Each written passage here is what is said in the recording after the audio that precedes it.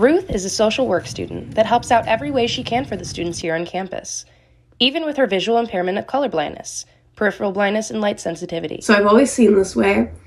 At home, my life was pretty normal. My parents did a very good job at bringing me up like all their other kids and not focusing on, oh, you have a disability, you need to be different, because that's not the case. Despite her parents making her feel like any regular kid, her old high school did not.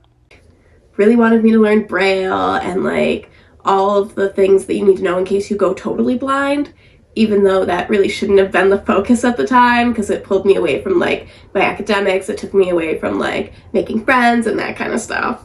Ruth still strives to help everyone else as much as she can through HPPE, also known as Health Promotion and Education. To practice safety on campus, we practice, how to prevent STDs, how to have safe sex. We also promote menstrual education, and we run the food pantry as well.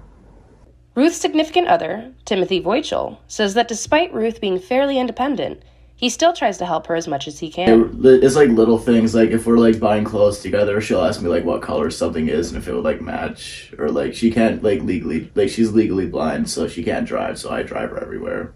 Having resources that help with her vision is essential for her daily routine. At work, she has found some resources to help her accommodate. I was hired as a cashier, so the screen, when I was first hired, I could not see it. I couldn't just glance at it. I didn't know what anything meant. So they invested in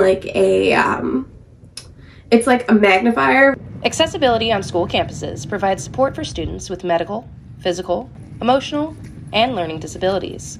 This ensures inclusivity without additional obstacles to face because of their condition. Jay Harwood, SUNY Brockport Student Accessibility Case Manager, says that it is important that the school works towards making these students feel included. Students feel like they are, they're not only their needs are being met, but being included part of the campus community, and we're forward thinking about how to make things accessible for them. Many students, like Ruth, hope that the Office of Student Accessibility Services receives more funding. That way, there could be more resources allocated for students like Ruth who need a little bit more accommodation here on campus. In the meantime, Ruth has found other ways to assist herself during her classes by communicating with her professors after sending out her commendation letter and using her laptop to magnify her PowerPoints in class. This is Cambry Eckert, News 4, Brockport. Back to you.